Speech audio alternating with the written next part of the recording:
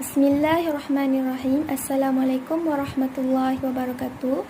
Nama saya Nur Iziani binti Rusi dari unit Bahasa Melayu 1.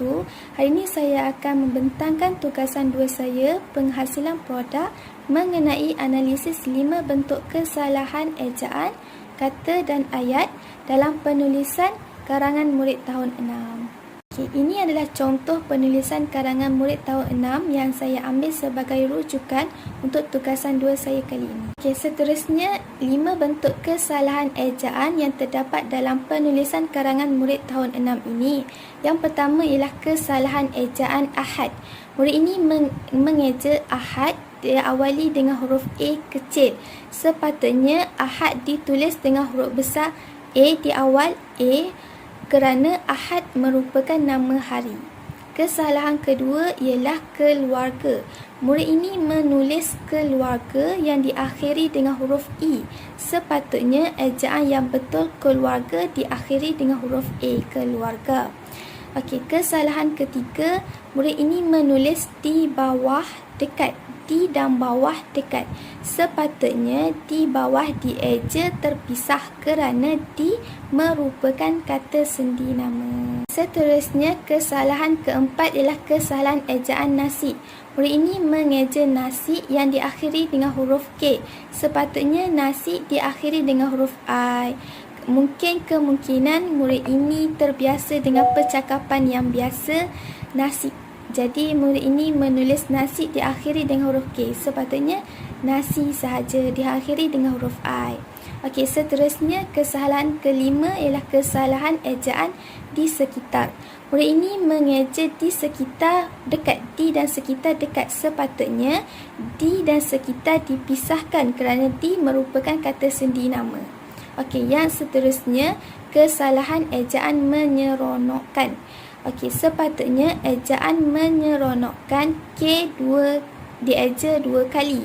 Menyeronokkan. Tetapi murid ini mengeja menulis menyeronokkan K1 sahaja. Seterusnya, kesalahan kata.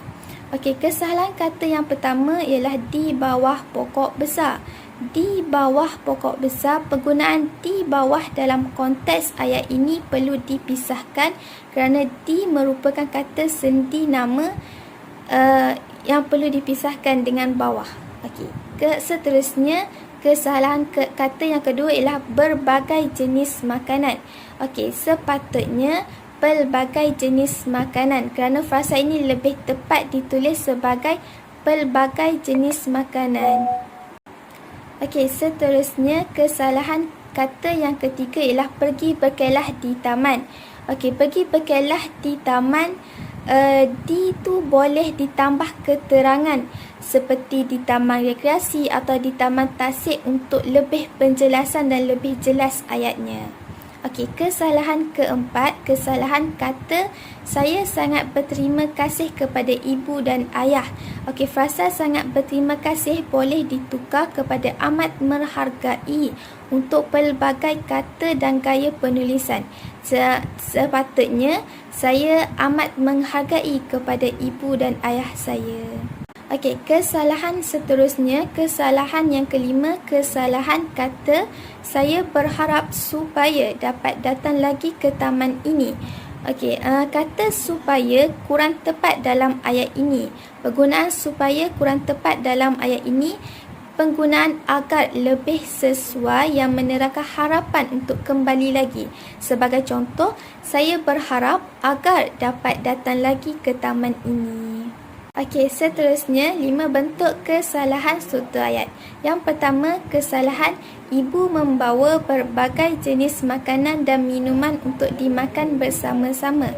Di sini, ayat ini boleh disusun lebih elok bagi menjadikannya ringkas dan lebih jelas. Sebagai contoh, ibu membawa pelbagai jenis makanan dan minuman untuk dinikmati bersama. Murid ini menulis untuk dimakan bersama-sama. Ayat ini boleh ditukar kepada dinikmati bersama, lebih jelas dan lebih gramatik ayat itu. Seterusnya, kesalahan struktur ayat yang kedua ialah setelah sampai di taman, kami mencari tempat yang sesuai untuk duduk. Okey, ayat ini boleh diperbaiki dengan menyusun semula supaya lebih jelas dan gramatis. Okey, sebagai contoh, kami mencari tempat yang teduh untuk berehat setelah sampai di taman. Okey, ayat ini didengar lebih gramatis dan lebih jelas dan lebih sampai maksudnya. Okey, kesalahan seterusnya, kesalahan struktur ayat yang ketiga iaitu cuaca pada hari itu sangat terang dan nyaman. Okey, di sini sangat terang tu boleh ditulis semula ataupun dipelbagaikan dengan amat terang. Sebagai contoh, cuaca pada hari itu amat terang dan nyaman. Ayat ini memberi idea yang lebih jelas dan pelbagai bentuk ayat. Okey, seterusnya kesalahan keempat ialah tidak lama kemudian kami turut bermain bola sepak bersama beberapa orang yang berada di situ. Okey, di sini turut ni kita boleh tukar kepada kemudian.